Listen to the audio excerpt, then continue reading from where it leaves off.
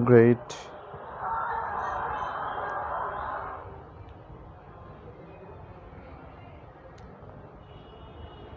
Yes.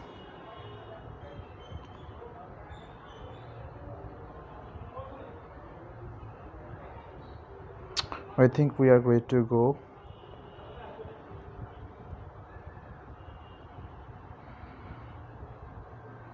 আসসালামু আলাইকুম সবাইকে, আশা করি সবাই অনেক অনেক ভালো আছে এবং সুস্থ আছো। সবাইকে আমন্ত্রণ জানাচ্ছি আমাদের এসএসসি কনসালটেন্সি কোর্সের আমাদের আজকের এই পদার্থবিজ্ঞানের পর্বে, কিংবা আমরা ফিজিক্স নিয়ে আলোচনা করব। তবে নট অনলি জাস্ট ফিজিক্স, আমরা একটু আলোচনা করব হচ্ছে আজকে মানে ইন জেনারেল পরীক্ষাটা নিয়ে। 2 দিন বাদেই তোমাদের পরীক্ষা, এসএসসি পরীক্ষা।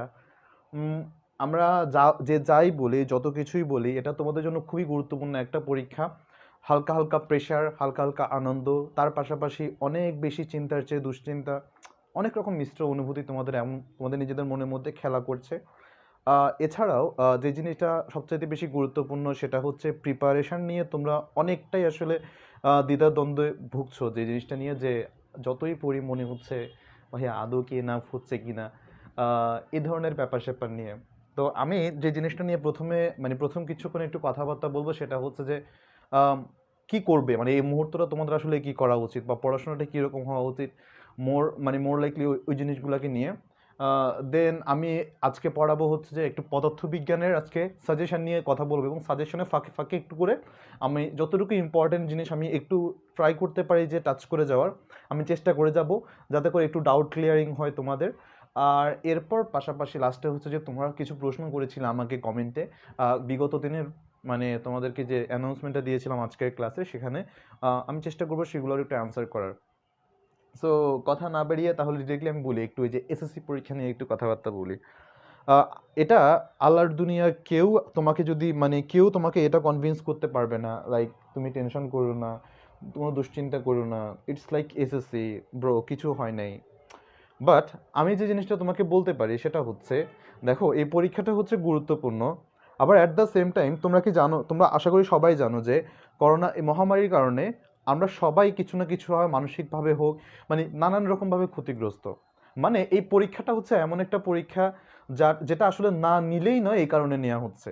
অর্থাৎ তোমাদের জন্য গুরুত্বপূর্ণ, but at the same time এটা সরকারও হচ্ছে এই জিনিসটা কনসিডারেশনে রেখেছে যে এই এসএসসি পরীক্ষাটা যাতে করে না নিলে তোমাদের যে পরিমাণ একটা ব্যাড বাস খাওয়া লাগতো বা তোমাদের যে পরিমাণ একটা ক্ষতি হতে পারতো, এই সবাই বলছে অটো পাস, কিংবা ইন ফিউচারে এটার ইম্প্যাক্টটা যাতে না পড়ে, সেটা থেকে বাঁচার জন্য তোমাদের একটা এক্সাম নিচ্ছে। তাহলে ব্যাপারটা কি দাঁড়ালো, সরকারের পরীক্ষা নিতেই হবে এই কারণে নিচ্ছে। তোমাদের অবস্থাটা বুঝতেছে যে অলরেডি ক্ষতিগ্রস্ত হয়ে গেছে, এখান থেকে যাতে তোমাদেরকে উঠানো যায়। তাহলে একটা ইকুইলিব্রিয়াম দরকার, একটা সাম্য অবস্থায় আসা দরকার, তাই না? এই ইকুইলিব্রিয়ামটা হচ্ছে এই পরীক্ষার প্রশ্নটাকে এমনভাবে তৈরি করা যাতে করে তোমাদের ওই দুশ্চিন্তা না বা পরীক্ষা ভীতিটা না থাকে, তোমরা যাতে তোমাদের জায়গাগুলো থেকে সর্বোচ্চটা দিতে পারো। তাহলে ভাইয়া এটা তো অ্যাসাইনমেন্ট দিয়ে যাচাই করে নিতে পারতো, কেন পরীক্ষা নিল, এই জিনিসটা দরকার কি? একটা ভ্যালিডেশন, সিম্পল জিনিস।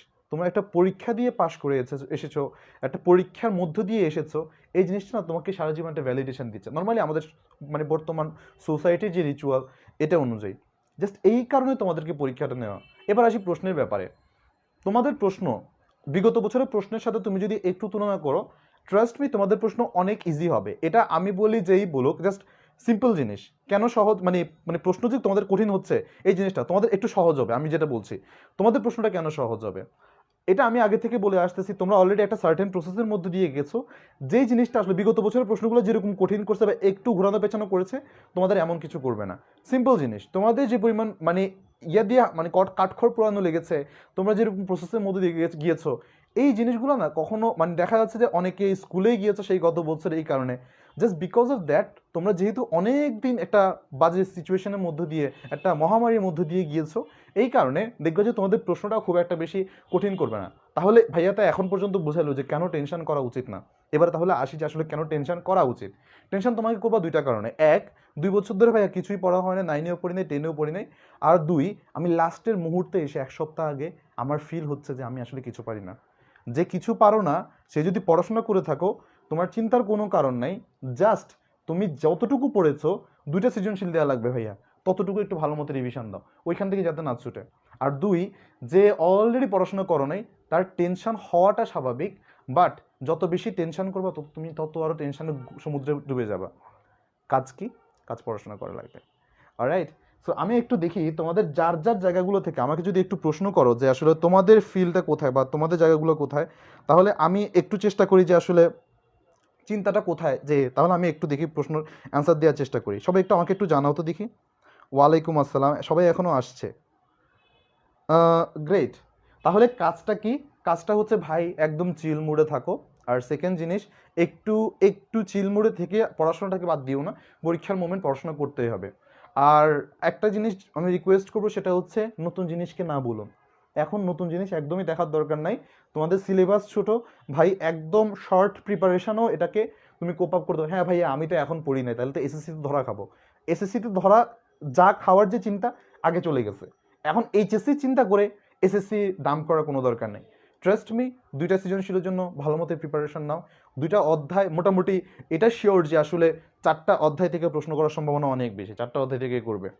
তো মোটামুটি তোমার 2টা প্রশ্ন চান্স পাওয়ার জন্য খুব একটা বেশি কিন্তু পড়াশোনা করা লাগছে না। আর উদ্বিগ্নতা উদ্বিগ্নতা মানে ইন টার্মস অফ তোমার কি করা লাগবে, ভাইয়া কলম কোনটা দিয়ে লিখবো, ভাইয়া স্কেল কি হচ্ছে পিঙ্ক কালারের কিনবো না সবুজ কালারের কিনবো, তারপর হচ্ছে ভাইয়া একটা কলম আছে সুগন্ধি বেরোয়, লিখলে হচ্ছে গন্ধ বাইরে, ওই কলম দিয়ে লিখলে কি বেশি নাম্বার দিবে কিনা। সো এই ধরনের প্রশ্নগুলো মাথা থেকে আইনো না, এগুলো হচ্ছে শয়তানের চিন্তাভাবনা, শয়তান মাথার মধ্যে ঢুকাই দেয়, যার কারণে তোমরা এই ধরনের চিন্তাভাবনাগুলো প্রসেস করা হয়। So don't worry about it. সুন্দর মতে জাস্ট স্কুলের পরীক্ষা যেভাবে দিতা সেই রকমভাবে তোমরা তোমাদের প্রিপারেশনটাকে তোমরা মেক করো, ইনশাল্লাহ ভালো কিছুই হবে। Don't worry about it. Alright, আস্তে আস্তে মানুষজন আসছে এখনও দেখতে পাচ্ছি। তাহলে ভাইয়া, তাহলে কাজ কি? কাজ হচ্ছে যে 2-3 দিন যা সময় আছে পরীক্ষার আগ পর্যন্ত আগের পড়াগুলো রিভাইজ দাও।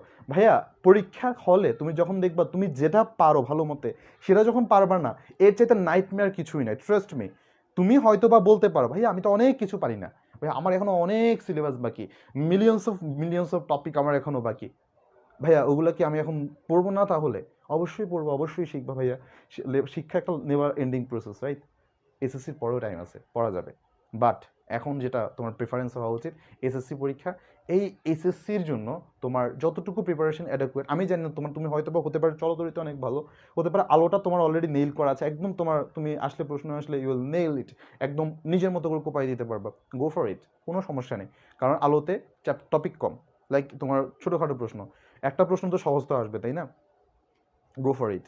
এগুলাই জাস্ট আমি তোমাদেরকে জাস্ট রিকোয়েস্ট করবো যে ভাইয়া টেনশন করে পড়াশোনাটা অফ করো না, টেনশন করো ইচ্ছা মতো, দরকার হলে নিজের জন্য 2 ঘন্টা টাইম রাখো, যে রুটিনের মধ্যে রাখো যে আমি এই যে ধরো রাতের 10টা থেকে 11টা পর্যন্ত আমি টেনশন করবো, কিছু করার দরকার নেই, মনোযোগ দিয়ে টেনশন করো। অলরাইট, বাট যদি টেনশন যদি এতটাই সিভিয়ার হয়, আমার উচিত সেই টেনশন তোমাকে পড়ার টেবিলে বসায় রাখবে, নাথিং আদার দেন দ্যাট।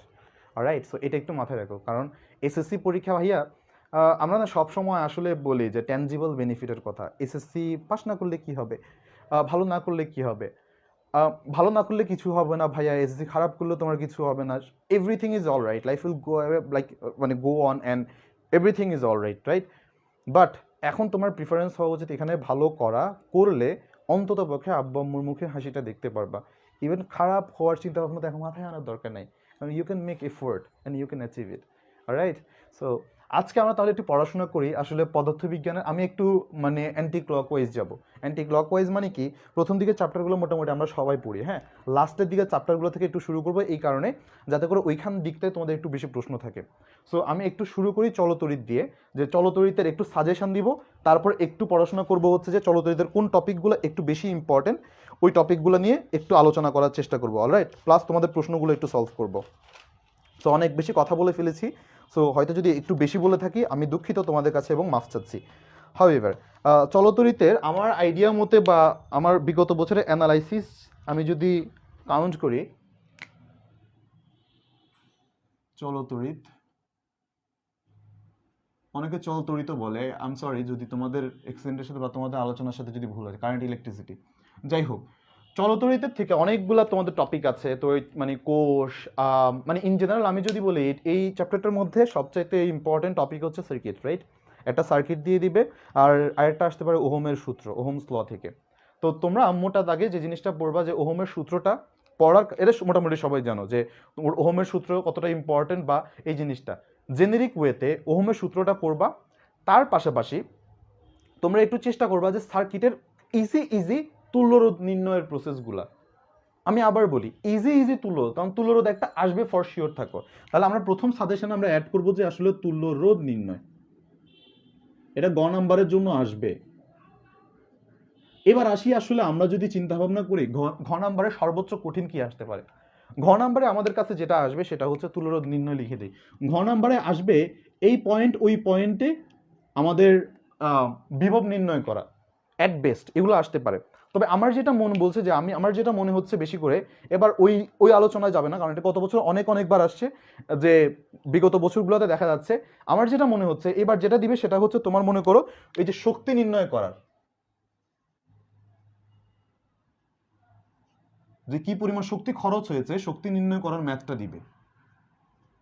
এছাড়াও 3 নাম্বার আমি তারপরে যেগুলো রাখছি সেগুলো হচ্ছে তোমার লাস্টের দিকে দিতে পারে, সেগুলো হচ্ছে কোষের মানে ইয়াতে আমাদের শক্তি নির্ণয়, একটা কোষের মধ্যে শক্তি নির্ণয় বা এই ধরনের জিনিসপাতি নিয়ে।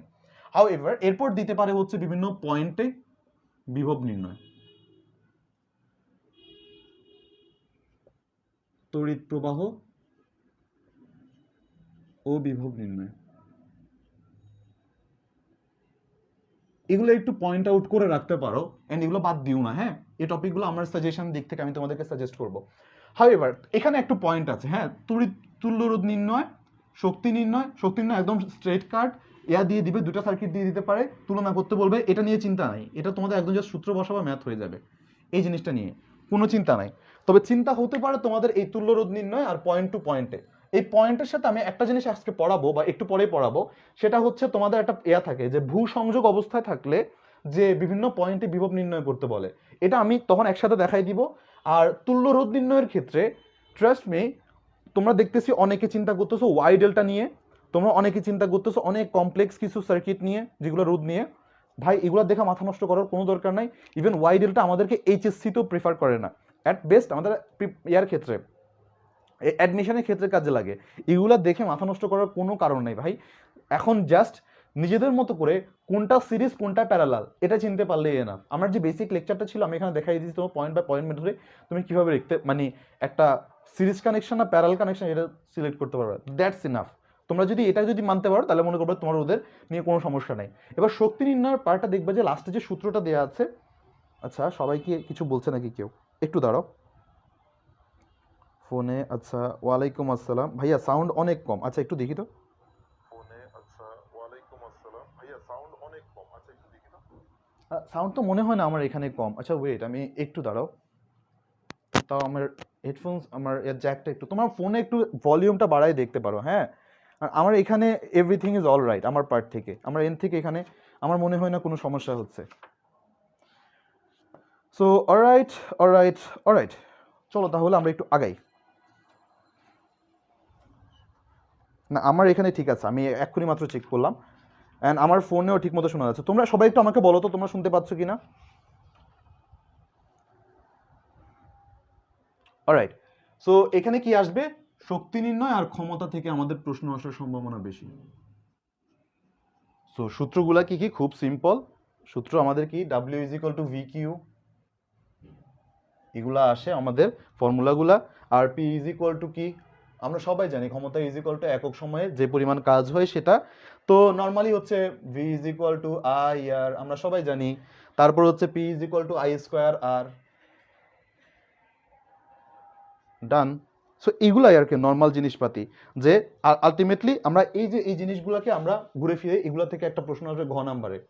তো মোটামুটি আমি তাহলে আরেকটা জিনিস তোমাদেরকে বলতে ভুলে গেছি, সেটা হচ্ছে অ্যাট এনি মোমেন্ট তুমি যদি মনে করো যে ভাইয়া বইয়ের এই টপিকটা টেস্ট পেপারে অনেকবার আসছে বাট আমি বুঝতেছি না ভাইয়া, অ্যাট এনি মোমেন্ট একদম পরীক্ষা যদি মনে হয় আর 10 মিনিট আছে ভাইয়া, তুমি যদি ফিল করো যে না ভাইয়াকে একবার নক দেওয়া দরকার, ট্রাস্ট মি, তখন মানে আমি যদি মনে করো তখন যদি সজাগ থাকি বা অনলাইন থেকে, অবশ্যই তোমাকে রিচ আউট করবে এটা সলভ করে দেওয়ার। কনসালটেন্সি কোর্সের পারপাসটাই এটা, যাতে করে 24/7 তোমাদেরকে সাপোর্ট দেওয়া যায়। ট্রাস্ট মি প্লিজ আমাকে জাস্ট রিচ আউট করবা। আমি যদি মনে হয় যে না তোমাকে আমি ওইখানে বুঝাই দিতে পারবো বা মেসেঞ্জারে মনে করো ভয়েস নোট দিয়ে বোঝাতে পারবো, দেন আমি এটা করব। অথবা যদি মনে হচ্ছে এটা অনেক বিরাট টপিক হয় তবুও আমি ভিডিও করে হলো আপলোড দিয়ে দিব অ্যাজ সুন অ্যাজ পসিবল। এটা একটু বলে রাখা দরকার ছিল। থার্ড জিনিস হচ্ছে যে পয়েন্ট টু পয়েন্ট এখানে আমাদের তড়িৎ প্রবাহ ও বিভব নির্ণয় করা। এটা একটু তোমাদের একজন প্রশ্ন করেছিল আমাকে যে আসলে ভাইয়া ভূ সংযোগ যে তারটা আছে এই ভূ সংযোগ তার থাকলে আমরা আসলে কি করব এই জিনিসটা নিয়ে। ফাইন, স্বপ্ন চর কে জানি কি বলতেছে, কি সমস্যা ভাইয়া? আমার পরন্ত বস্তু নিয়ে একটু প্রবলেম। আচ্ছা আমি আসবো, আমি যেহেতু অ্যান্টি ক্লকওয়াইজ যাচ্ছি, চলতরি দিয়ে শুরু করেছি আলো, তারপর ধীরে ধীরে আসবো। সো চিন্তার কোনো কারণ নেই, আমি সবগুলো একবার একবার করে টাচ করে যাব। ফাইন, দ্বিতীয় অধ্যায় পড়ন্ত বস্তু। ভাইয়া প্রথম অধ্যায় থেকে সৃজনশীল আসার সম্ভাবনা কতটুকু? ভালো রকমের সম্ভাবনা আছে, কারণ প্রথম অধ্যায় থেকে অন্যান্যবার খুব একটা পরিমাণে আসে নাই, বাট আসলে খুবই সহজ।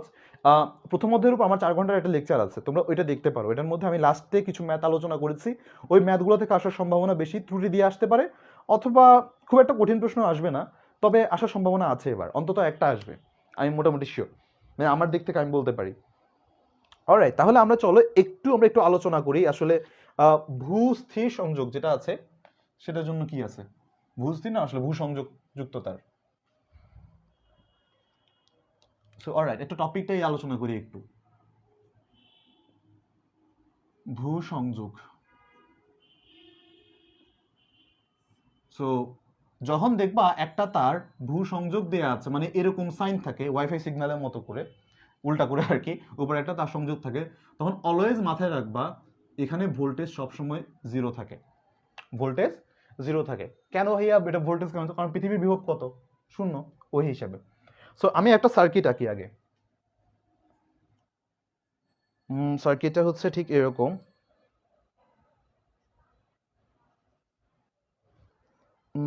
Alright, great. এখানে আমি সার্কিটটাকে ভূ সংযোগ দিলাম, এন্ড এখানে দুইটা রোধ আছে, একটা হচ্ছে সে 2 ওহম আর আরেকটা হচ্ছে তোমার 1 ওহম। ওকে, কুল। এটার জন্য আমাদের প্রশ্ন হচ্ছে যে ভাইয়া একটা হচ্ছে এ বিন্দু, বি বিন্দু, সি বিন্দু অ্যান্ড ডি বিন্দু, অ্যান্ড সার্কিটটাতে আমরা দিচ্ছি তড়িৎচালক শক্তি E is equal two 3 volt. প্রশ্নটা কি ভাইয়া? প্রশ্নটা বলেছে আমাদেরকে A B C O D বিন্দুতে বিভব কত?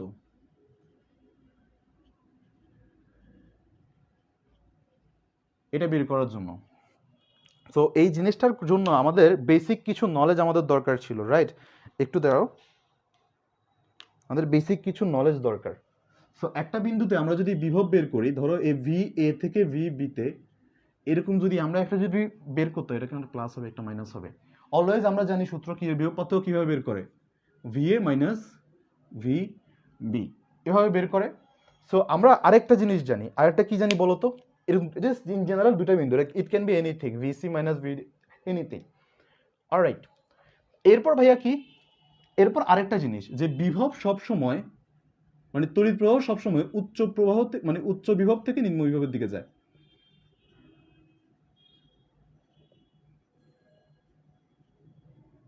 অলওয়েজ উচ্চ বিভব থেকে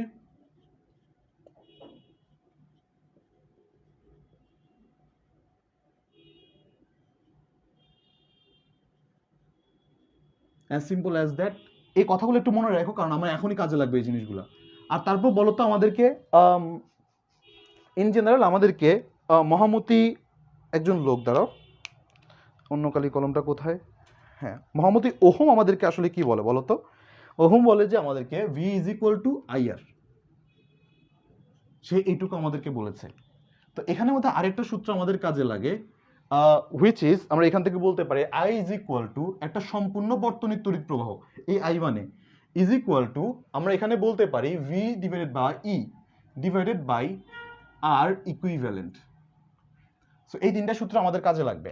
এবার আমরা একটু কাজ করি, হ্যাঁ, কারণ আমাদের এখানে বলেছে ভি এ বি যদি নির্ণয় করতে হয় ভি এ মাইনাস ভিবি। ওকে, প্রথম কথা হচ্ছে আমাদেরকে এ বিন্দুতে, বি বিন্দুতে, সি বিন্দুতে এবং ডি বিন্দুতে আমাদেরকে বিভব বের করা লাগবে। তবে একটা জিনিস সবসময় মাথায় রাখবা, দুইটা বিন্দুর মাঝে যতক্ষণ না কোনো একটা তড়িৎ কোষ অথবা তড়িৎ রোধ, কোনো একটি তড়িৎ কোষ অথবা রোধ না আসছে, ততক্ষণ পর্যন্ত ওই দুটা বিন্দুতে বিভব সমান। আবার বলি, কোনো দুইটা বিন্দুর মাঝখানে যতক্ষণ না কোনো রোধ কিংবা কোনো আসছে, এর নাম কি বলো, তড়িৎ কোষ আসছে, ততক্ষণ পর্যন্ত এদের মধ্যে আমাদের কি আছে, বিভব জিরো, মানে বিভব আমাদের কাছে সেম থাকবে, আমি বিভব জিরো মনে বলেছি, যাই হোক এই দুটার মধ্যে বিভব জিরো মানে সেম থাকবে, এদের মধ্যে বিভব পার্থক্য জিরো থাকবে, এদের মধ্যে সেম থাকবে বিভব। তার মানে আমরা এটা অ্যাকনোলেজ করে যাই সি আর ডি এর মধ্যে আমাদের কাছে দেখো তো এইখানে যদি আমাদের V is equal two zero হয় তাহলে এইখান থেকে এখানের মধ্যে আর কোনো যন্ত্র আছে নাই, তার মানে এখানে আমাদের কাছে ভি জিরো, এখান থেকে এখানের মধ্যে কোনো যন্ত্র আছে নাই, এখানে আমি ধরে নিতে পারি ভি আমাদের কাছে এখানে জিরো। অলরাইট ভাইয়া, তারপর আমরা এখান থেকে একটু কাজ করি। এবার আমাদের কাজ দেখো তো, আমি যদি মনে করি এই যে এখান থেকে এ বিন্দু থেকে বি বিন্দুতে আমাদের এটা যদি বের করতে হয় তাহলে আমি একটু কাজ করি, V A B is equal to আমি কি বলতে পারি V A minus V B. Similarly আমি কি জানি এদের মধ্যে রোধ আছে, এটাকে যদি আমি আর ওয়ান নাম দেই, এটাকে যদি আর টু নাম দেই, তাহলে জিনিসটা কি হয় যে আই আর ওয়ান। অলরাইট, এবার বলো তো আমি কি এখানে ভি এ ভি ভি কোনোটা জানি? না ভাইয়া জানি না, তো তাহলে রাখি এটা বলতে হবে। ভি বিসির মধ্যে নিত আমি V B minus V C is equal to আমরা কি পাই আরটা R pi R two pi I R two. এবার ভাইয়া আমি তো আই জানি না, আমি আসলে কিভাবে কাজ করতে পারবো? তাহলে আমাদের প্রথম কাজ কি ছিল বলো তো? প্রথম কাজ ছিল এই যে পুরো সার্কিটের এই আইটা বের করে নেওয়া, এই আইটা। তাহলে এই আইটা কত হবে? আই হচ্ছে সিম্পল জানো, আই ইকুয়াল টু ই কত, ই হচ্ছে আমাদের কাছে 3 আর ইকুইভ্যালেন্ট, ইকুইভ্যালেন্ট কি তুল্য রোধ, এবার তুল্য রোধটা বের করি। আর ইকুইভ্যালেন্ট যদি বের করতে হয় এটা খুবই সহজ একটা সার্কিট ভাই, দেখো এটা দুইটা সিরিজে আছে, যেহেতু সিরিজে আছে এদের মধ্যে কত হবে 1+2 ওহম হুইচ ইজ 3 ওহম। তাহলে 3/3 আমাদের কাছে পাই কত 1 এম্পিয়ার, এটাই হচ্ছে আমাদের কত তড়িৎ প্রবাহ। আমি কেন ভাই এগুলো প্রথমে বের করে নিলাম না, কেন এটা? কারণ এটা আপনাকে ডিমান্ড শেখাচ্ছে, কারণ এখন আমার এটা যদি না করতে পারি, এই জিনিসটা যদি না বের করি আমার এটা করতে পারবো না। পরীক্ষার খাতে এই কাজ করে না, আমি শেখানোর জন্য এই জিনিসটা দেখালাম যে স্টেপ বাই স্টেপ কীভাবে ডিমান্ড ক্রিয়েট করে, ডিমান্ডটা কীভাবে আপনাকে এই অ্যান্সারের দিকে ড্রাইভ করতেছে। অলরাইট, এবার আমাদের কাজ কি ভাইয়া? এবার আমাদের কাজ, আমি এখানে ভিসি জানি, ভিসি হচ্ছে আমাদের কাছে কত সি বিন্দুতে 0, তাহলে যদি 0 হয় -0, ভিবি কি আমি জানি? না ভাইয়া জানি না, তাহলে ভিবি হচ্ছে আমার বের করতে হবে। আর আই কি জানি ভাইয়া? হ্যাঁ জানি, আই কত 1 এম্পিয়ার ইন্টু আর কত ভাইয়া আর টু কত, আর টু হচ্ছে 1, তার মানে আমি অতএব এখান থেকে পাই VB is equal to 1 volt. Done. Okay ভাইয়া, এখানে কি আমি কিছু করতে পারি? দেখেন আপনি তো এখন ভিভি জানেন, তাহলে ভাইয়া দেখো এখানে ভিভি ভিএ মাইনাস ভিভি কত 1 is equal to I R, I তো হচ্ছে 1 আর আর ওয়ান কত, আর ওয়ান কত এখানে, আর ওয়ান হচ্ছে আমাদের এখানে 2 ওহম, 2 ইজ ইকুয়াল টু আমরা এখান থেকে একটা কাজ করব, সেটা হচ্ছে তাহলে এখানে অতএব ভিএ ইকুয়াল টু আমাদের কাছে 2 + 1 এখানে হয়ে যাবে 3 ভোল্ট। তাহলে দেখো আমরা এতে পেয়েছি 3 ভোল্টেজ, ভোল্টেজ 3 আছে, আর বিতে গেছে কত, বিতে এসছে 1 ভোল্ট, তারপর হচ্ছে সিতে এসে 0, এভাবে। এটা একটা কমন ফিলসফি দেখা যাচ্ছে, দেখো এখান থেকে আমরা বোঝা যাচ্ছে যে উচ্চ বিভব থেকে ধীরে ধীরে ধীরে ধীরে সে নিম্ন বিভবের দিকে সে আসলে গিয়েছে। এটা সেন্সমিক করতেছে, এটাও সেন্সমিক করতেছে, অ্যান্ড এটাও সেন্সমিক করে আমাদের এই ম্যাথটা কমপ্লিট করেছে। এবার আমাকে একটু বলো এই ম্যাথটা তোমরা কি বুঝতে পেরেছো, পারো নাই?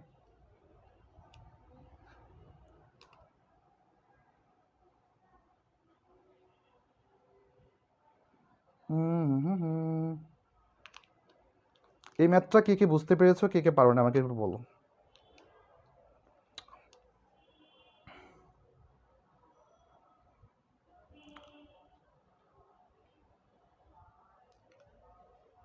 ফাইন,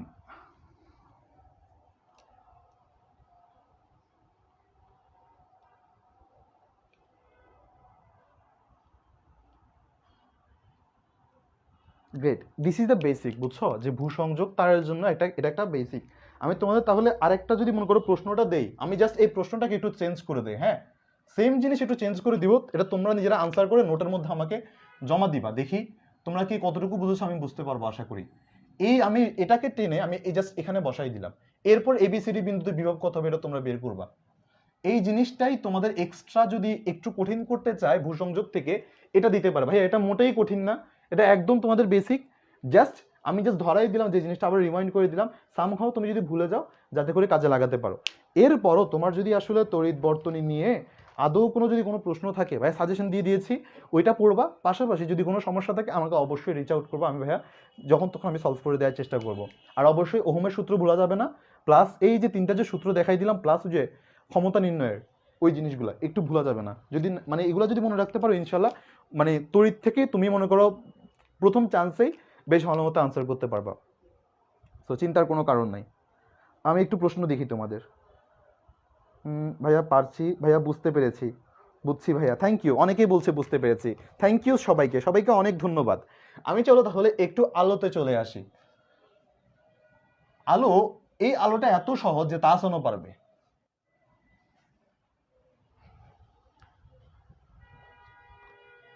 আলোর প্রতিফলন,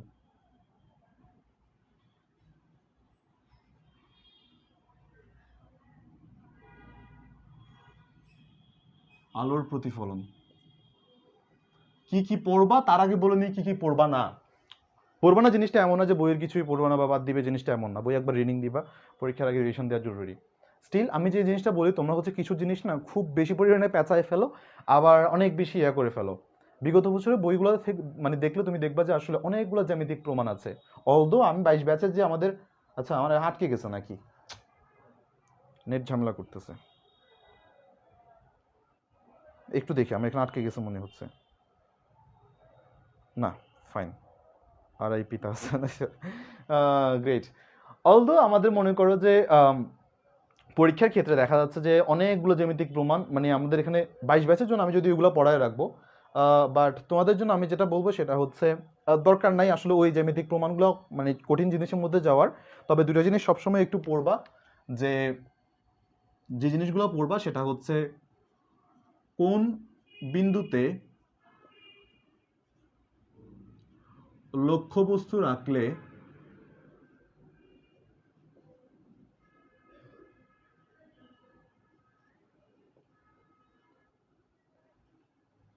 কোন বিন্দুতে লক্ষ্যবস্তু রাখলে কোথায় বিম্ব পাবো। ছয়টা জায়গায় রাখা যায়, 6টা জায়গায় বিম্ব আসে, এই জিনিসগুলো একটু মাথায় রাখবা। কোথায় বিম্ব? 2, 1/f is equal two 1/u plus 1/v, math আসবে 3 নম্বরে। আর 3-এর এটা হচ্ছে এ, 2-এর এ, আর 2-এর বি হচ্ছে তোমার বিবর্ধন দিয়ে একটা ম্যাথ দিতে পারে, ম্যাথ দিয়ে বিবর্তনের ম্যাথ অ্যাট বেস্ট, যদি মনে করো সবচেয়ে ভালো প্রশ্ন করতে চায় এটা আসতে পারে।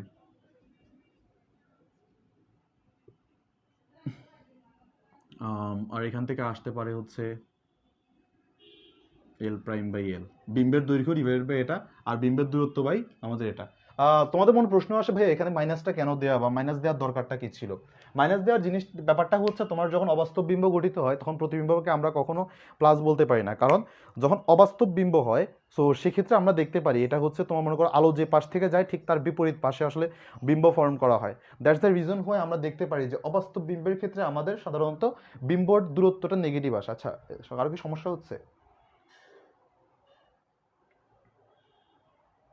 না ঠিক আছে। ভাইয়া সাজেশন কই পাবো? এই সাজেশনগুলো দিচ্ছি কিন্তু ক্লাসের মধ্যে, এগুলো একটু নোট করে রাখো। আর যদি দরকার হয় তোমাদের, তোমরা একটু বললে হবে, তোমাদের যদি তোমরা যদি চাও আমাকে কমেন্টে জানিয়ে আমি তোমাদেরকে লিখে দিব। অলরাইট, তোমাদেরকে হ্যান্ড নোট হিসেবে আমি সাজেশনটা প্রোভাইড করবো। যাই হোক, এই হচ্ছে অবস্থা বিম্বের দূরত্ব, এই ম্যাথগুলো একটু পড়বা। আর তার পাশাপাশি যে কাজটা করা দরকার তোমাদের লাস্টে এই এরিয়া থেকে খুব বেশি আর কিছু নাই তো এরকম, বিম্বের যে এই জিনিসগুলো দেখাবা। আর একটু খেয়াল রাখবা আসলে বিম্ব ডিম্ব এগুলো মোটামুটি পড়বা। আর এই 3টা জায়গা ম্যাথের বাইরে আর খুব বেশি পরিমাণে আর প্রেশার দেওয়ার দরকার নেই, এগুলো একটু মাথায় রাখবা। আমি তাহলে 2-একটা প্রবলেম যদি এখান থেকে যদি একটু করাই দেই, কারণ আমি যেহেতু আলোটা তোমাদের কমপ্লিট করে দিতে পারি নাই যে আসলে রিভিশন করছে, কারণ রিভিশন করতে চাচ্ছিলাম এত ডিটেলসে যেতে, সো দেখা যাচ্ছে যে পরে লাস্টে আর মানে তোমাদের কমপ্লিট করা যায়নি বা সামহাও আমি অসুস্থতার কারণে কমপ্লিট করে দিতে পারিনি আর কি। যাই হোক সমস্যা নেই, তোমাদের যতটুকু প্রবলেম আছে, কারণ আমি জানি এটা আমাদের অলরেডি বেসিক কোর্সে করানো ছিল আর অনেক ডিটেলড ওইখানেও পড়িয়েছি। সো আশা করি তোমরা ওইখান থেকে নিয়ে নিয়েছো, যদি না নাও তোমরা ওইখান থেকে প্রবলেমগুলো ডাউটগুলো তোমরা ক্লিয়ার করে নিতে পারো। আর যদি সমস্যা তারপরেও থাকে অবভিয়াসলি আমরা তো আছি, তোমরা রিচ আউট করতে পারো এনি টাইম। যদি আমি দেখি একটু আলো থেকে যদি 2-একটা প্রবলেম যদি তোমাদেরকে করাতে যাই, একটু আমি দেখে নিই কী কী প্রবলেম আছে বা বোর্ডের প্রশ্নগুলো আমি যদি একটু নাড়াচাড়া করে দেখি। চলো চলো দেখি দেখি 2-একটা প্রবলেম একটু করাই, হ্যাঁ। ফাইন, একটা প্রশ্ন নেই, কোনো board board board board board wait, great. Fine. একটা প্রশ্ন করা আছে, চট্টগ্রাম বোর্ড 2019 সালে এসেছিল।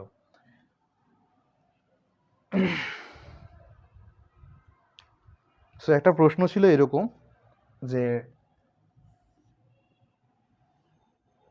সো এইরকম একটা দর্পণ, ওকে। সো দর্পণের আমি এটা জাস্ট একটা মানে অ্যাজাম্পশনের উপর আঁকতেছি, হ্যাঁ, আমাকে একটু মাফ করে দিও যদি ইয়ার সাথে না মিলে, কারণ আমি একদম চোখের আন্দাজে আঁকছি। তো সি, এখানে এফ, আর এখানে হচ্ছে একটা মানে একটা বস্তু দেওয়া আছে which is AB, okay. AB বলা আছে যে আমাদের এখানে এই পাশেও একটা দেয়া আছে বিন্দু, এখানে দেয়া আছে মাইনাস এফ, আর এখানে দেয়া আছে এফ, অ্যান্ড এখানে দেয়া আছে সি আবার। গ্রেট, ওকে। প্রশ্নে বলা আছে আমাদেরকে এই যে এবি এর বিবর্ধন নির্ণয় করো, যে লক্ষ্যবস্তু এবি এর, এই যে এবি এর বিবর্ধন নির্ণয় করো, এটা চট্টগ্রাম বোর্ডে আসছিল। এবি এর বিবর্ধন বের করো,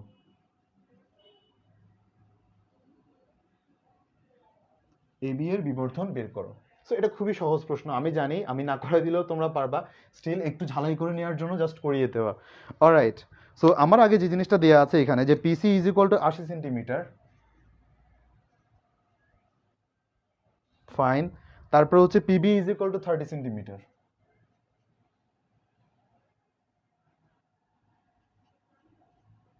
এখন পিটা কোথায় ভাইয়া? পি হচ্ছে যে পোল, মেরু যাকে বলে এখানে।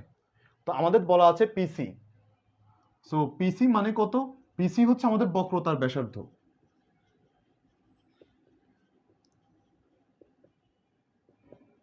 বক্রতার ব্যাসার্ধ। আর ইজ ইকুয়াল টু কত বলেছে? 80 সেন্টিমিটার। ভাইয়া বক্রতার ব্যাসার্ধ যদি আর হয় তাহলে এফ কত হবে বলতো? আমরা পড়েছিলাম তাই না, যে ফোকাস হচ্ছে বক্রতার ব্যাসার্ধের অর্ধেক, তাহলে 80 ডিভাইডেড বাই 2 হলে কত হয়? 40 সেন্টিমিটার। কুল। তাহলে আমাদের ফোকাসটা আছে কত? 40 সেন্টিমিটারে। অলরাইট, তো এরপর আমাদের যেটা বলেছে সেটা হচ্ছে লক্ষ্যবস্তুর দূরত্ব কতটুকু, এখান থেকে লক্ষ্যবস্তুর আমাদের দূরত্ব কতটুকু। সো লক্ষ্যবস্তুর দূরত্ব হচ্ছে আমাদের এখানে, আচ্ছা প্রশ্নটা কি এখানে বলেছে? হ্যাঁ ঠিক আছে, লক্ষ্যবস্তু দূরত্ব যে পিবি, এখান থেকে এখানে দূরত্ব, দূরত্ব কতটুকু দেয়া আছে আমাদের এখানে? দূরত্ব দেয়া আছে হচ্ছে u is equal to 30 centimetre. So fine, so এইটুকু আমরা আশা করি এখান থেকে আমরা জানতে পারি। সো আমাদের দরকারটা কি ছিল বলতো? দরকার হচ্ছে আমাদের এখানে যে আগে আমরা ফোকাস জানি, আমাদের এখানে বিবর্তন বের করতে হলে আমাদের কি দরকার বলতো? বিবর্তন বের করতে হলে আমাদের দরকার M is equal to modulus of minus V by U, আমাদের বিম্বের দূরত্ব দরকার। বাট আমাদের এখানে ফোকাস দেওয়া আছে, আমরা একটা ফর্মুলা জানি তাই না, which is 1 by F is equal to 1 by U plus 1 by V, right? তাহলে আমরা এখান থেকে কি কাজ করতে পারি? ফোকাসটা তো জানাই আছে, ফোকাস কত বলতো? ফোকাস হচ্ছে 1 বাই 40 আর মাইনাস লক্ষ্যবস্তুর দূরত্ব কত? 30, 1 by 30 is equal to 1 by V. তাহলে আমরা এখান থেকে কত পাই? 1 বাই ভি বিকামস, এখানে হয় 120, এখান থেকে আমরা কত পাই দেখো তো? 120, আর এখানে পাই হচ্ছে আমরা 3 থেকে এখানে গেলে আমাদের কত? 4 যায়। সো অতএব V is equal two minus 120 centimetre, okay. So এইটুকু, তাহলে আমরা এখান থেকে আসলে আমরা অন্য কালি কলম কোথায় গেল, এই যে পেয়েছি। এখান থেকে তাহলে আমরা আলটিমেটলি যেটা পাই সেটা হচ্ছে বিবর্ধন। বিবর্ধন আমাদের এখানে কি হবে? বিবর্ধন M is equal to modulus of, দেখো এটা কিন্তু অলরেডি মাইনাস চলে আসছে, মাইনাস 120 ডিভাইডেড বাই, আর এখানে কত পাই? ইউ কত? ইউ হচ্ছে আমাদের 40, তার মানে ইউ তো 40 নেই, ইউ 30, দুঃখিত। তাহলে আমরা আলটিমেটলি কি পাই? M is equal to 4। তাহলে ভাইয়া এই এম 4 মানে আসলে কি বোঝায়? এম 4 মানে বোঝায় যে আমাদের এটা যেখানে আছে তার থেকে 4 গুণ দূরে, তার মানে এটা কি আসলে 4 গুণ বেশি বিবর্ধিত হচ্ছে, এটা 4 গুণ বেশি বিবর্ধিত হবে। এটা অ্যাট দ্য সেম টাইম আমাদের ওই যে কতটুকু লম্বা দেখা যাবে সেটাকেও নির্দেশ করে, অ্যাট দ্য সেম টাইম এটা কত দূরে ফর্ম করা হবে সেটাকেও আমাদেরকে নির্দেশ করে। সো আশা করি এইটুকু তোমরা বুঝতে পেরেছো কিনা আমাকে একটু জানাও তো। এই অঙ্ক কিন্তু তাসানও পারবে ভাইয়া, এগুলো প্রমাণ টাইপ কি আসবে না, প্রমাণ টাইপ ম্যাথ আসবে না, প্রমাণ টাইপ ম্যাথ আসবে না, এগুলো তোমরা সহজভাবে ইউজ করতে পারবা, কারণ সব প্রমাণ সবগুলো তোমাদের বইতেও নাই। ভাই একটু লিখে দিলে ভালো হয় শেষে সবগুলো একসাথে। আমি চেষ্টা করবো, আমার কাছে লিখা আছে তো, আমি সবগুলো তোমাদেরকে একটু লিখে দিব, নো ওয়ারিজ, চিন্তা করো না। প্রমাণ টাইপ আসবে না, প্রমাণ টাইপ আসবে না। সমতল দর্পণে এল এল ইকুয়াল এর এমন টাইপ কেন? আচ্ছা, সমতল দর্পণ নিয়ে আমাকে একজন একটা প্রশ্ন করছিল যে ভাইয়া এই জিনিসটা না বুঝি না। আমি ধরে নিচ্ছি তোমরা এই প্রশ্নটা তোমাদের কাছে ক্লিয়ার। আমি একটু সমতল দর্পণটা একটু এঁকে দিই। হ্যাঁ, তোমাদের একটা প্রশ্ন ছিল, এই প্রশ্নটা কিভাবে তোমাদেরকে হেল্প করে ওইটা নিয়ে আমি একটু কথা বলবো। আসলে ওই প্রশ্নটার জন্য, প্রশ্নটা একটু দেখি, সমতল দর্পণে তোমার প্রতিবিম্ব গঠন সংক্রান্ত। ওকে, আমি একটু দেখিয়ে দিই, দাঁড়াও। হুম হুম হুম হুম অলরাইট অলরাইট অলরাইট, বেঁচে গেছো। তোমাদেরকে প্রতিসরণ দেয় না, প্রতিসরণ দিলে কিন্তু আরও অনেক পড়াশোনা ছিল। প্রতিসরণের প্রশ্ন কঠিন করারও একটু চান্স ছিল আর কি, আর একটু। যাই হোক, তোমাদের এখানে এখানে এখানে আমার আমার বইতে দাঁড়াও, তোমাদের ওই টপিকটা কোথায়? আচ্ছা হ্যাঁ, এই যে দর্পণ বা আয়নায়, আয়নায় কেন আমরা এটা দেখি, এই জিনিসটা নিয়ে একটা প্রশ্ন ছিল। আয়না, সমতল দর্পণ, একটা প্রশ্ন করেছিল একজন ভাইয়া, কেন প্রলেপ দেওয়া হয়? এটা এটা কিন্তু খ নাম্বারের জন্য খুবই গুরুত্বপূর্ণ প্রশ্ন। আমি থ্যাংক ইউ যে তোমাকে, যে তুমি নিজের থেকে প্রশ্নটা করেছো। প্রথম প্রশ্ন, কেন প্রলেপ দেওয়া হয়? প্রলেপ দেওয়ার কারণ হচ্ছে, এখানে যদি আমরা নর্মালি আলোর প্রতিফলনের জন্য অবশ্যই একটা বাধা মাস্ট। কারণ কি, আলো একটি কোনো তলে, প্রতিফলক পৃষ্ঠে বা তলে বাধা পেয়ে আবার আগের মাধ্যমে ফিরে আসলে যেই ঘটনা ঘটে সেটাকে বলে হচ্ছে তোমার, ইন জেনারেল সেটাকে কি বলে, আলোর প্রতিফলন। তো আলোর যদি এখানে বাধা না পায়, আলো কি হবে বলো তো, এদিকে চলে যাবে, তাই না? তো এই কারণে একটা প্রতিফলক পৃষ্ঠ তৈরি করার জন্য, প্লাস আলো যাতে পূর্ববর্তী মাধ্যমে ফিরে আসে বাধা পেয়ে, এই কারণে প্রতিফলক মানে এই যে এখানে একটা পাড়া দেওয়া হয়, বা এটাকে বলা হয় এখানে মানে একটা অস্বচ্ছ মাধ্যম দেওয়া হয়, বা এটাকে এখানে পাড়া সিলভার প্রলেপ দেওয়া হয়, একটা প্রলেপ লাগানো হয়, এই জিনিসটা। এরপরে প্রশ্নটা কি ছিল? এরপরে প্রশ্নটা আমাকে বলেছে সে যে ভাইয়া কেন এই জিনিসটা, মানে চিত্রটা আসলে দেখতে কিরকম সেই চিত্রটা বোঝে নাই। সো ধরলাম ভাই এখানে একটা চোখ, ডোন্ট সে ইটস ইলুমিনাতি, ধরো ওকে, এখানে একটা চোখ দিলাম, আই ডোন্ট নো এটা কার চোখ বা চোখটা কেন এমন, এটার সাথে বাস্তবের কোনো মিল নেই। ওকে, আমি যদি চিত্রটা যদি এখান থেকে এভাবে আঁকি,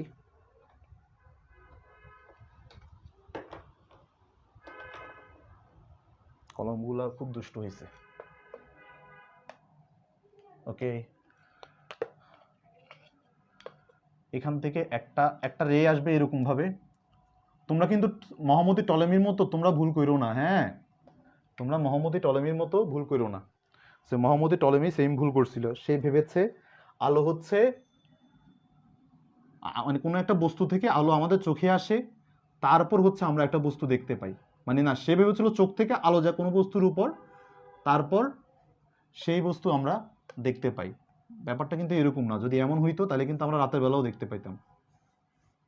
সো এটার ফিলোসফিটা আমি একটু পরে বলছি, এটার এটার কাহিনীটা কিভাবে হয় বা এটার ঘটনাটা কি।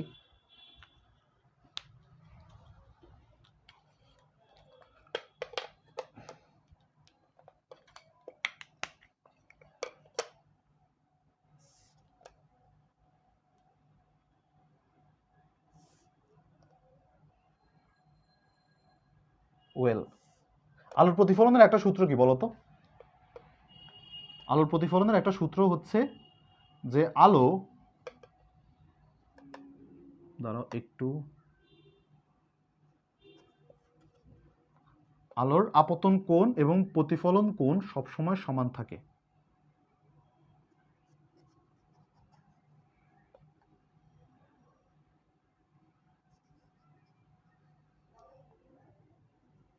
না, এই এখানে একটা বিন্দুতে।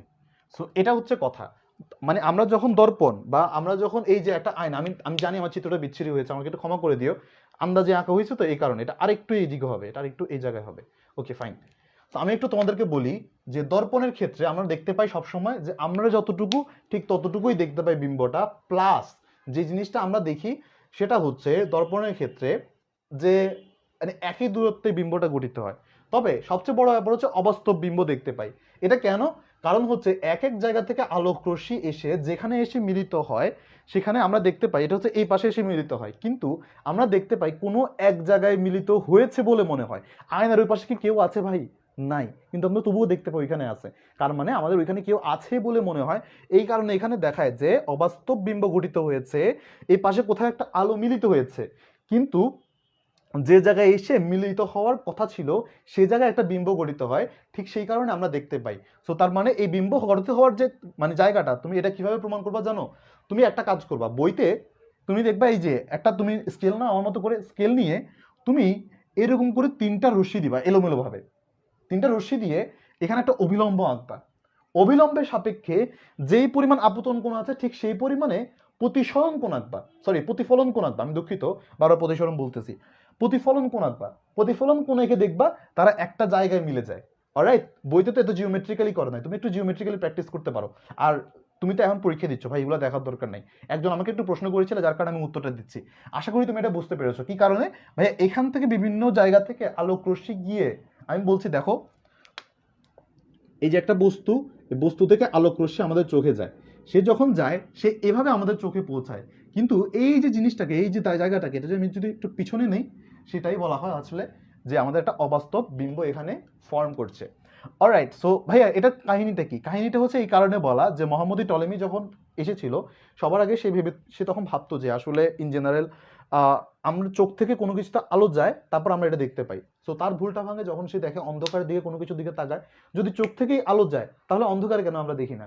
পরে হচ্ছে ধীরে ধীরে ধীরে ধীরে আমাদের অনেকেই আসলে আস্তে আস্তে এটা নিয়ে, জাবর ইবনে হাইয়ান প্রবাবলি, আরও বেশ কয়েকজন আসলে বিভিন্ন বিজ্ঞানী এসে এটা নিয়ে আসলে কাজ করেন, এবং ধীরে ধীরে তখন তারা আবিষ্কার করেন না ভাই চোখ থেকে যায় না, চোখ থেকে যায় তখন মানে এটা বলতে পারে কারণ কোনো একটা বস্তু থেকে আলো, মানে আলো কোনো একটা উৎস থেকে কোনো একটা বস্তুর উপর পড়ে, বস্তু থেকে আমাদের চোখে আসে, দ্যাটস দ্য রিজন হয় আমরা এটা দেখতে পাই। সো মোরলেস তাহলে আমাদের কনসেপ্টগুলো আসলে এইটুকুই। তোমাদের কারো কোনো প্রশ্ন থাকলে আমাকে একটু জানাতে পারো।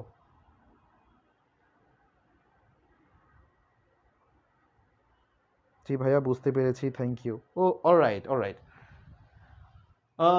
আচ্ছা, মুভিং ফার্দার অন, আমরা যতটুকু আসলে এরপর দেখানো দরকার ছিল কাজ ক্ষমতা শক্তি, এটা একটু গুরুত্বপূর্ণ। এখান থেকে প্রশ্ন আসবেই, কাজ ক্ষমতা শক্তি আর গতি থেকে প্রশ্ন আসবেই। সো কাজ ক্ষমতা শক্তির আমার যেটা মনে হয়, আমি তোমাদের যতটুকু দরকার তার চেয়ে অনেক বেশি আমি কন্টেন্ট তোমাদেরকে দিয়েছি, যাতে করে তোমাদের অন্তত পক্ষে এই টপিকটা থেকে তোমাদের যাতে কোনো কিছু বাদ না যায় বা মিস না যায়। ওকে, তবে কাজ ক্ষমতা শক্তির দুটো জিনিস মাথায় রাখবে একদম খুব ভালো করে। বিভব শক্তি থেকে প্রশ্ন আসবেই, বিভব শক্তি থেকে, বিভব শক্তির দুটা প্রশ্ন আসতে পারে, স্প্রিং নিয়ে, আর দুই হচ্ছে তোমার কোথায় পড়ন্ত বস্তু, কোথায় গতিশক্তি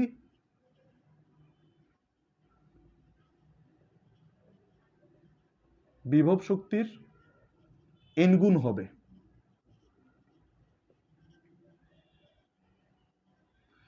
এই দুটো প্রশ্ন আসবে বিভব শক্তি থেকে, এটা মোটামুটি কনফার্ম থাকে, এই দুটো থেকে যে কোনো একটা আসবে। সেকেন্ড জিনিস, কর্মদক্ষতা, কর্মদক্ষতা থেকে মোর চান্স যে মোটর নিয়ে ম্যাথ আসবে, অথবা ইন জেনারেল দিতে পারে। তো একটা প্রশ্ন তোমাদের সব সময় দেখে, আমি কুয়ার ম্যাথ করিয়েছি, যে ধরো কুয়া থেকে পানি তুলবে, সো একটা প্রশ্ন তোমাদের মনে কি কখনো আসছিল নাকি, ভাইয়া আমি যখন কুয়া থেকে পানি তুলছি, হ্যাঁ যখন আমি কুয়া থেকে পানি তুলছি, তখন আপনি বললেন ভাই একদম নিচে থেকে পানি তুলে আনো, যে এইচ দিয়ে ভাগ করো, কিন্তু আমি যখন কুয়া থেকে পানি আমি না তুলে যখন মোটর লাগাই, তখন কিন্তু সূত্রটা হয়ে যায় mgh। এটা কেন, তোমার কি মাথায় এই প্রশ্নটা এসেছিল যে ভাইয়া এটা কেন আমরা ইউজ করতেছি? খেয়াল করো, নর্মাল কুয়া থেকে পানি তোলা যে ম্যাথটা করিয়েছিলাম, তখন কিন্তু তুমি পানি উঠাচ্ছিলে কিরকম, যে একবার উঠালা পানি লেভেল নেমে যায়, ওইটুকু আবার উঠাতে হচ্ছে, ওইটুকু আবার উঠাতে হচ্ছে, এরকম। বাট তুমি চিন্তা করে দেখো তো, তুমি যখন একটা মোটর দাও, মোটরের পাইপটা কোথায় থাকে? একদম গভীরে। এখানে একটা তুমি মোটর সেট করলা ধরো, এখান থেকে তুমি মোটর থেকে তোমার এখানে পাইপ কানেক্ট করলা, ওকে ফাইন। তাহলে চিন্তা করে দেখো তো, প্রত্যেকটা পানি কণা, খেয়াল করো প্রত্যেকটা পানি কণা তোমার কোথা থেকে কতটুকু দূরত্ব অতিক্রম করা লাগতেছে, এই যে নিচে নেমেই কিন্তু উপর থেকে উঠতেছে, নিচে নেমেই কিন্তু উপর থেকে উঠতেছে। ঠিক এই কারণে নর্মালি বলা হয় যে ইন জেনারেল, যে আমাদের যখন কুয়া থেকে যখন পানি তোলার জন্য মোটর লাগানো হয়, তখন আমরা এই mgh লাগাই, কিন্তু যখন ওই যে কুয়া থেকে পানি তোলার একটা ইয়া থাকে, ম্যাথ থাকে, ওই যে আলাদা করে যেটা বলে, তখন আমরা এইচ দিয়ে ভাগ দেই বা ওই যে 2 দিয়ে ভাগ দেই বা 3 দিয়ে ভাগ দেই, যেটা আমি তোমাদেরকে আলাদা টাইপ করে করিয়েছি ওইটা। এই দুটো কিন্তু কনফিউজড হবা না। এটা আমার বিরাট প্রশ্ন ছিল আমি যখন মানে এসএসসি তে ছিলাম, যেটা যদিও পরে পরবর্তী মুহূর্তে আমি এটা বুঝতে পেরেছি এন্ড পরবর্তীতে আনসারটা পেয়েছি। খেয়াল রাখবা মোটর লাগাই দিলে কেনই আমরা শুধুমাত্র এমজিএইচ ইউজ করব, আর যখন আমরা কুয়া থেকে পানি তুলবো তখন কেন আবার এটা ভাগ করব, এই জিনিসটা একটু খেয়াল রাখবা। কারণ যখন মোটর বলবে মোটর দিয়ে পানি তোলা হচ্ছে, অবশ্যই অবশ্যই তখন এটা কর্মদক্ষতার। সেকেন্ড জিনিস, কর্মদক্ষতার ক্ষেত্রে তোমাদের একদম বেসিক কথাবার্তা যেটা ছিল যে লভ্য কার্যকর শক্তি বা ব্যয়িত শক্তি নিয়ে অনেকের কনফিউশন, অনেকের অনেক ঝামেলা। কর্মদক্ষতা এটা ইজ ইকুয়াল টু, অলরাইট, লভ্য কার্যকর শক্তি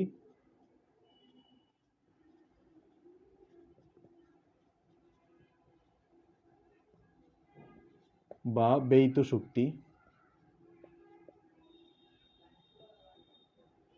ডিভাইডেড বাই প্রদত্ত শক্তি, না বলে আমি এটাকে বলবো হচ্ছে সিস্টেমের শক্তি।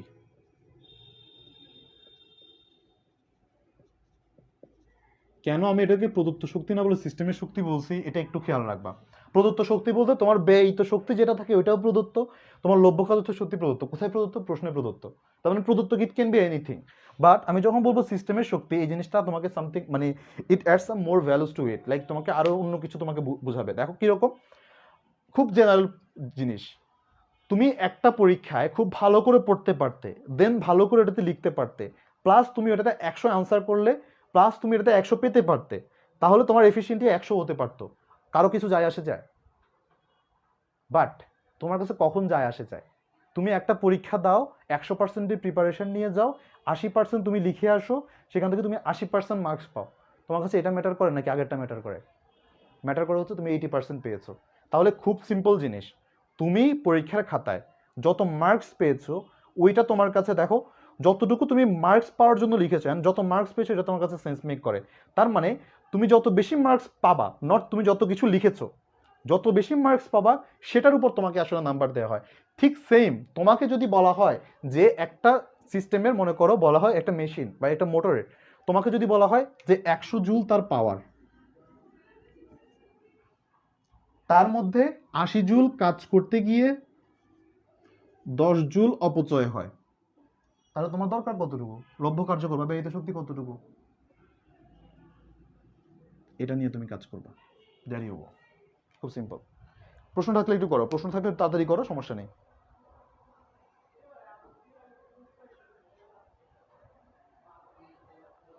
চলতরিতের ক খ কি আসতে পারে, আমি এটা নিয়ে একটু প্ল্যান করতেছি যে তোমাদের যদি ক খ নিয়ে তোমাদের একটা ভিডিও বানাই দেওয়ার জন্য, বুঝতে পারছো? যে যাতে করে ক খতে কি আসবে এটা একটা সাজেশনটা দিয়ে দেওয়ার জন্য আমি ট্রাই করব।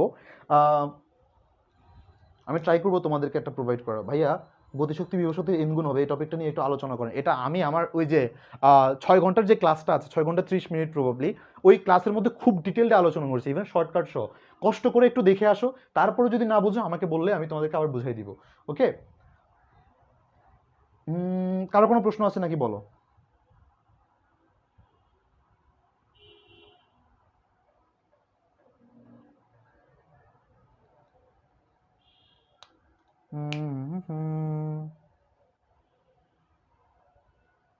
ভাইয়া, রোদ আর আলোর প্রতিফলনের উপর ক্লাস চাই। আমি আমি ট্রাই করবো, খুব আমি আমি ট্রাই করবো দেয়ার।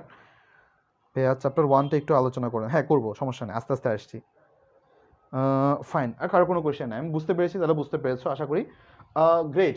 তার মানে আমরা সবসময় দেখবো যে এখানের মধ্যে আমার আসলে কতটুকু কাজে লেগেছে। ভাই যতটুকু অপচয় হয়েছে that's none of my business. আমার কতটুকু আসলে এই সিস্টেমে কাজে লাগছে, ভাই কতটুকু আমার খাতায় কন্ট্রিবিউট করতেছে, আমি কতটুকু লিখছি ওইটা ম্যাটার করে না, আমি কতটুকু নাম্বার পেয়েছি বা কতটুকু কারেক্টলি লিখেছি সেটা ম্যাটার করে। দ্যাটস ওয়াই আমি এখানে যখন ইউজ করবো, এখানে আমি বসাবো 70, এখানে বসাবো এই যে কত মার্কের উপর পরীক্ষা হচ্ছে, আমার সিস্টেম কতটুকু আমার কাছে দেওয়া ছিল 100, সর্বোচ্চ শক্তি থেকে এখানে কতটুকু পেরেছি ওইটার উপর আমি 70% লিখতে পারি। মাস্ট এই দুটো টপিক ভালো মতো পড়বা, বিভব শক্তি প্লাস এতটুকু।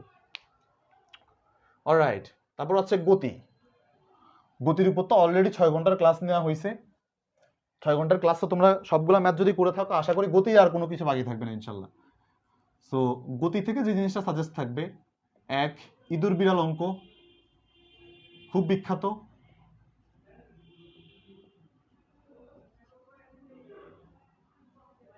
আসার সম্ভাবনা 50%।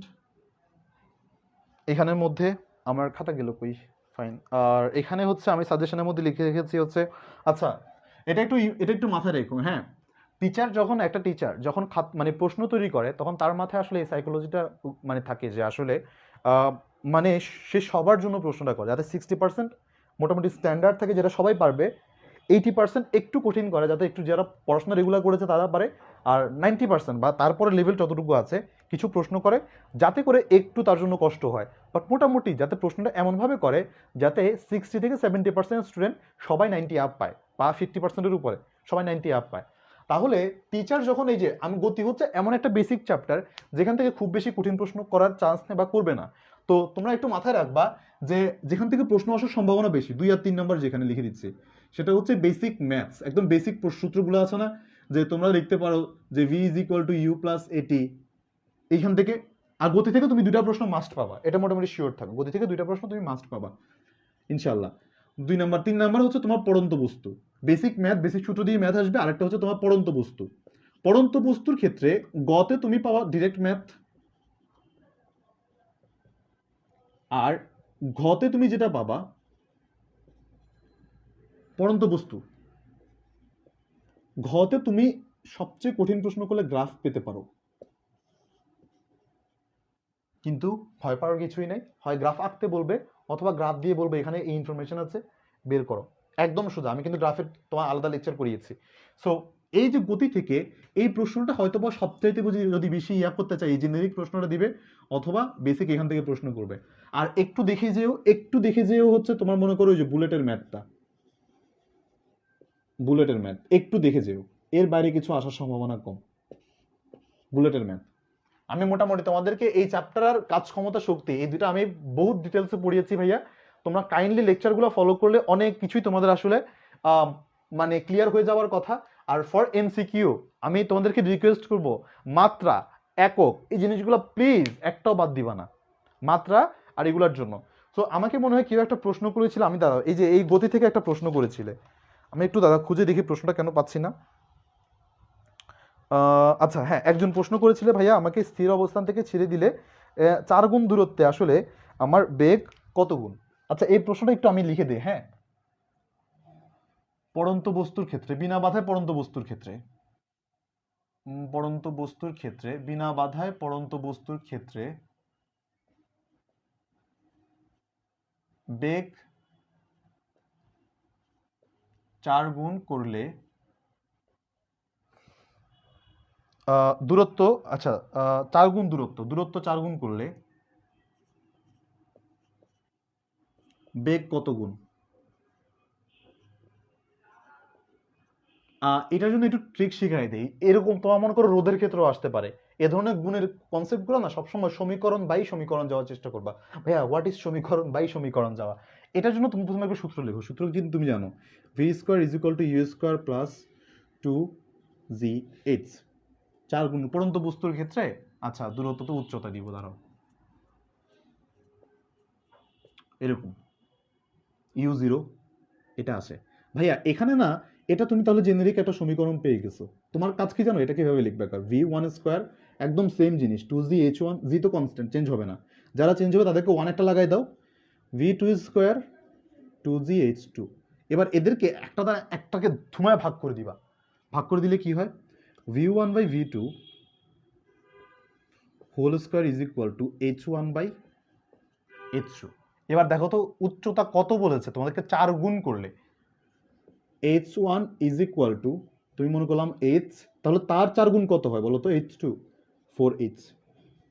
মানগুলো এখানে বসায় দাও না, v1 ধরলাম v, তাহলে v2 কত হবে, সমস্যা না, আমি v1 ধরলাম v2 ইজ ইকুয়াল টু আমার কাছে কত আসে এটা একটু আমার তো v2ই বের করতে হবে তাই না। আচ্ছা ফাইন, ঠান্ডা মাথায়। এখানে আমি যেটা পাই সেটা হচ্ছে v1 square divided by v2 square is equal to h1 by h2।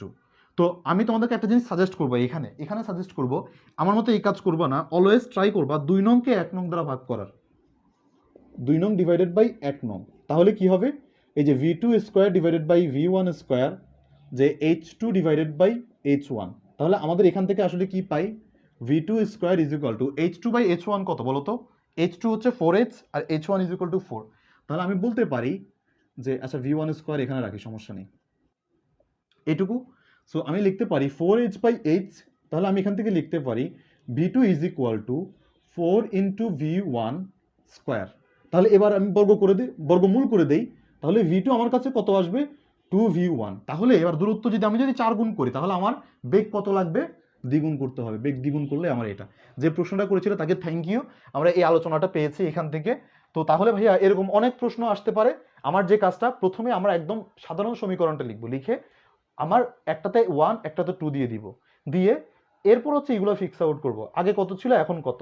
আগে যেটা H1, এই কারণে H ধরে নিব, যদি বলে 4 গুণ, তার সাথে 4 গুণ করে দিব, দিয়ে এবার সুন্দর মতো এগুলো বসাই দিলে আমার কাছে এটা আসবে। বাট বি ভেরি কেয়ারফুল, কি করা লাগবে, 2 নংকে 1 নং দ্বারা ভাগ করবো, কারণ আমাদের দরকার 2 নংটা, পরে কি হবে ওইটা, আগেরটা দিয়ে তো আমাদের কাজ নাই। রাইট? সো এই হচ্ছে আমাদের কাছে যতটুকু কনসেপ্ট আমাদের ক্যারি করা লাগে এইগুলা।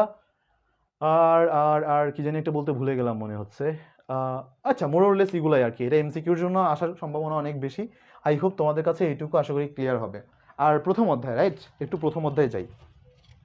প্রথম অধ্যায়টা অনেক সহজ, ম্যাথমেটিক্যাল সাইটগুলো আসতে পারে, বাট আমি তোমাদেরকে একটু বলি, তোমাদের বইতে, আমি জানি না তোমাদের বইতে কত পৃষ্ঠা, আমি টাইটেলটা একটু বলি। কারণ পরিমাপের ত্রুটির পরে স্কেল দিয়ে একটা ম্যাথ দেওয়া আছে, যেটা কিনা বলছে ধরাদাগ বর্গাকৃতির একটা বইয়ের দৈর্ঘ্য পরিমাপের। এই ম্যাথটা প্লিজ তোমরা একটু করে যাবা এটা। আর এই যে একটা বাক্স দিয়ে রূপা, একটা বাক্স রুলার দিয়ে, অলরাইট, তুমি একটি বাক্স রুলার দিয়ে মেপেছো, এই দুটা ম্যাথ একটু করে যাবা।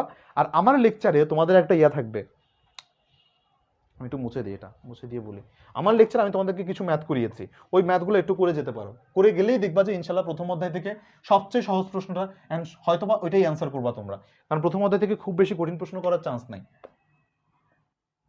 পরিমাপ, পরিমাপ, ভার্নিয়ার ধ্রুবক মাস্ট 3 নাম্বারের জন্য, ভার্নিয়ার ধ্রুবক অথবা স্ক্রু গজের আমাদের লঘিষ্ঠ গণন,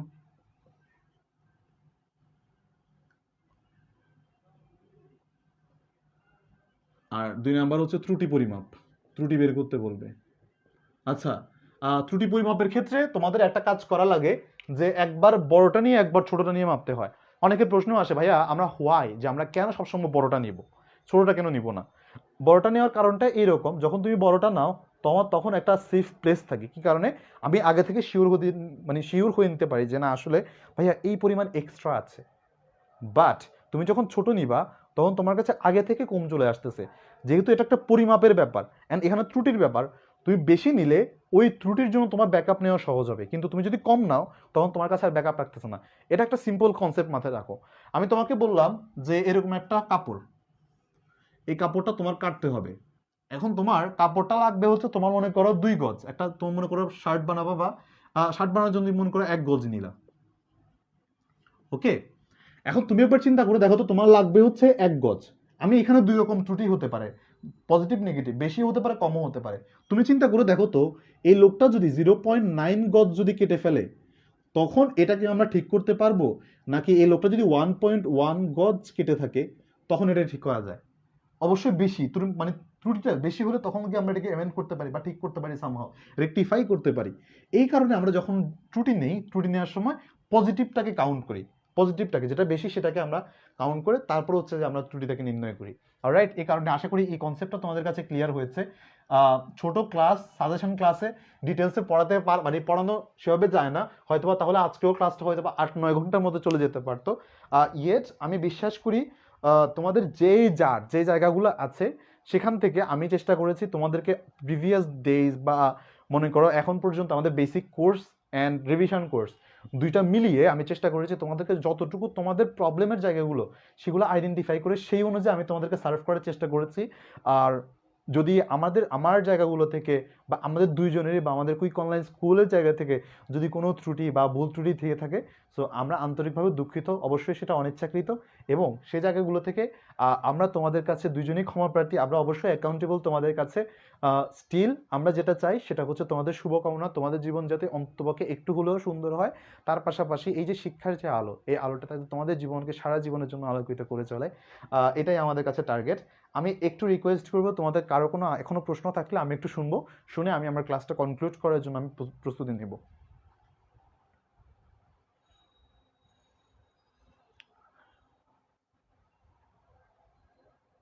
আচ্ছা, এনটি ঘনাকৃতি পাথর নিয়ে পুরুত্বের ভর দেওয়া থাকলে একটি ঘোরাতে জন্য তখন, আচ্ছা প্রশ্নটা আমি আরেকবার দেখি, একটু দাঁড়াও।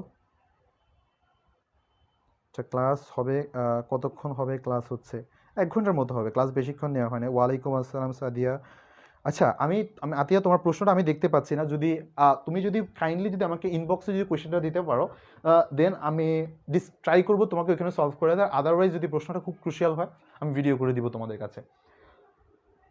অলরাইট, আর সবার জন্য তাহলে আমরা মোটামুটি যে জিনিসটা আমি সাজেস্ট করব, দুইটা কাজ: এক, তোমরা কখনো প্রেশার ফিল করবা না; দুই, তোমাদের আব্বু আমাদেরকে একটু টেনশন কম যাতে করে এই কাজটা একটু তোমরা নিশ্চিত করবা, কারণ আব্বু আম্মু মোস্টলি টেনশন করে হচ্ছে তোমরা বেশি টেনশন করলে অথবা তোমরা পড়াশোনা না করলে। সো এটা একটু তোমরা একটু এনশিওর করো। হ্যাঁ, সময় বেশি দিন নাই, আর তোমরা তো জানোই যাদের টার্গেট মেডিকেল তাদের জন্য আসলে এই এসএসসির পয়েন্টটা too much crucial. Alright, so এই কারণে অবভিয়াসলি তোমরা একটু ট্রাই করবা যাতে করে এই জিনিসটা যাতে তোমাদের পরবর্তী জীবনে আফটার লাইফে, মানে এখনকার কোনো অ্যাকশন যাতে পরবর্তীতে রিগ্রেটের কারণ না হয়। সো যদি কখনো এমন রিয়েলাইজেশন আসে যে when it's already too late, তখন আসলে করার মতো কিছু থাকবে না। অলরাইট, সো যে জিনিসটা আমি বলছি, প্রেশার ফিল করো না, বাট সাজেশন দিয়ে দিয়েছি, এর আগে ডিটেলস পড়িয়েছি, যেখানে তোমার যদি মনে হয় ভাইয়া আমি এই দুইটা চ্যাপ্টার থেকে আসলে কোপায় আমি টার্গেট করবো, আমি এই দুটো চ্যাপ্টার থেকে আনসার করব, বাট ওই দুটো চ্যাপ্টার যাতে ইন ডিটেলস তোমার জানা থাকে, ভালো করে জানা থাকে, এটা একটু মেক শিওর করো। পরীক্ষার আর 2 দিন আছে, আমি অবশ্যই তোমাদেরকে সব পড়িয়ে একদম ইয়ে করে ফেলতে পারবো না, তোমরা অবশ্যই সব জেনে শেষ করতে পারবে না, বাট এই 2 দিনেও তুমি তোমার টাইমের প্রপার ইউটিলাইজেশন করলে অনেক ভালো পরীক্ষা দিতে পারবে। সো আজকের ক্লাসে তাহলে আমরা এখানেই কনক্লুড করছি। সবার জন্য অনেক অনেক শুভকামনা, তোমাদের জীবন সুন্দর হোক, অর্থবহ হোক। তো আমি এই কামনা রেখে আমরা আজকের লেকচারটা এখানে শেষ করছি কনসালটেন্সি কোর্সের আমাদের। আর এছাড়াও মানে ক্লাস শেষ মানে প্রবলেম শেষ না, তোমাদের যে কোনো সময় পরীক্ষার আগ পর্যন্ত, ইভেন বললাম পরীক্ষার আধা ঘন্টা আগেও যদি তুমি কোনো প্রবলেম ফেস করো, always feel free to reach me out or Emon. আমাদের দুজনে যে কাউকে তুমি রিচ আউট করতে পারো, যে টপিকে প্রবলেম থাকুক, হোক সেটা বায়োলজি, কেমিস্ট্রি, ফিজিক্স কিংবা হায়ার ম্যাথ। সো অলওয়েজ আমরা ট্রাই করবো যে তোমাদেরকে বেস্ট সার্ভিসটাকে প্রোভাইড করার, তো আমাদের সাধ্য মতো, right, even beyond our range, যতটুকু আমাদের মানে ক্যাপাবিলিটি, ইনশাআল্লাহ। সো সবার জন্য তাহলে অনেক অনেক শুভকামনা। আজকে লেকচারটা এখানেই শেষ করি, নেক্সট লেকচারে নেক্সট কোনো দিন দেখা হবে। টিল দেন টেক কেয়ার, আল্লাহ হাফিজ, আসসালামু আলাইকুম।